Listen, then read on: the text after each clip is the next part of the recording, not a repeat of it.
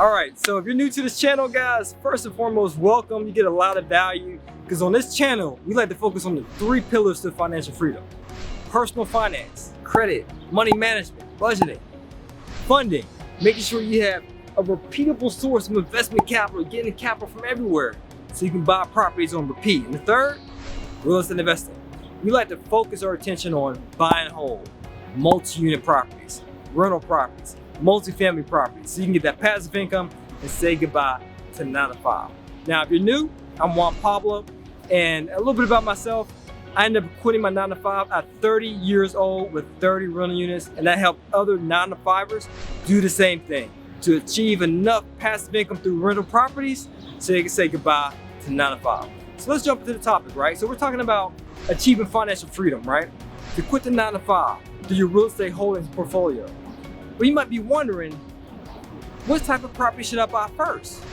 Should I buy a property that I actually live in? Because that's the American dream, right? To own the home that you live in. Or B, should I say, forget about that American dream, I'm gonna focus on this cream. I'm gonna focus on getting as many rental properties in my portfolio as possible. 2 schools of thought. So let me share with you 2 different people on how they took a different approach, but ended up at the same destination. So one good person is a friend of mine named Steve in New York. He was the first person that actually made me realize that investing in multi-unit properties and multifamily was possible for a young guy. When I saw him, because we were at a networking event, and as part of the networking event, if you close on a deal, it's your duty, it's your obligation to stand in front of the crowd and share the good, the bad, the ugly, and the numbers. The cash flow, the return, what was the good thing that worked out with this deal, the bad stuff, and you share it so it could be a learning experience for all. So I was sitting back and just listening to him share his testimony, and I was like, wow, this dude is the same age as me. Wow, this dude bought a 6-unit, a multifamily property. Wow, this dude bought a property out of state. How the heck did he do that? I immediately had to approach this guy and learn from him. So I learned not only a few tips about how to invest, but his mindset. Now, this was his mindset in regard to investing. His school of thought was, hey, if I haven't reached the financial pinnacles that I've aimed to reach, then I don't deserve to spend money on personal luxuries. I'm still working at a 9 to 5. I'm still clocking in, clocking out, which I don't want to do. I'm still receiving orders from a boss that I don't even like. I can't tolerate this existence that I'm in. So being that it's intolerable at this point, how dare I save up my capital to buy a property to make me feel good, right? For emotional reasons. Instead, I'm going to use this capital as well as additional forms of investment capital to buy real estate properties on a repeatable basis. And then once I not only make myself financially free, but make my wife financially free, then I'm gonna buy additional properties to buy our dream home. That was his plan, and guess what? He executed it. I, on the other hand, took a different approach. This was my approach. I was thinking, you know what?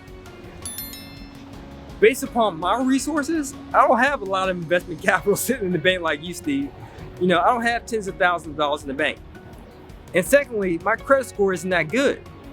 I don't have a 680, 720 credit score. And I have a few blemishes on my credit. I had a few collections. My debt utilization, my debt to credit ratio, how much debt I had charged on my credit cards was around 45%. I had some late pays on my credit cards. So when I went to my mortgage broker to see what type of mortgage I qualify for, unfortunately, I didn't qualify for an investment mortgage. I only qualified for FHA, you guessed it. 3.5% down payment. 580 credit score was the requirement at that time. So pretty much I took a look at the cards that were dealt to see the best hand I can play out, like this is a game of spades or what have you. And I said, you know what? I'm gonna take this little investment capital that I have and buy owner-occupant property. But I didn't buy a single family property. I bought a duplex. So I can be what's called a hybrid investor to implement the house hacking model.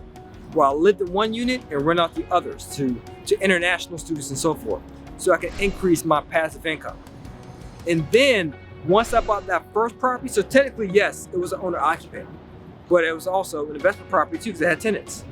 Because I needed the rental income from the tenants to help me qualify for the mortgage because I didn't make enough money. Because I was in the New York area, and when I got that job straight out of college, I was only making $39,000 a year. And the purchase price for that property was $350,000. So no, you cannot necessarily qualify for a property at $350 if you're only making $39K a year. But if you buy a duplex and have the income from that other unit help you qualify for that property for income purposes, then you can. So my road to financial freedom, I bought an owner occupant. But then once I got that deal knocked down, I continued to buy property after property, which I always recommend to people in our community. Buy property at least twice a year, every 6 months. That's easy to do.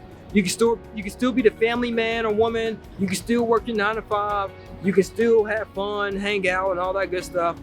Only buy a property every 6 months. That's the slow way to invest in, right?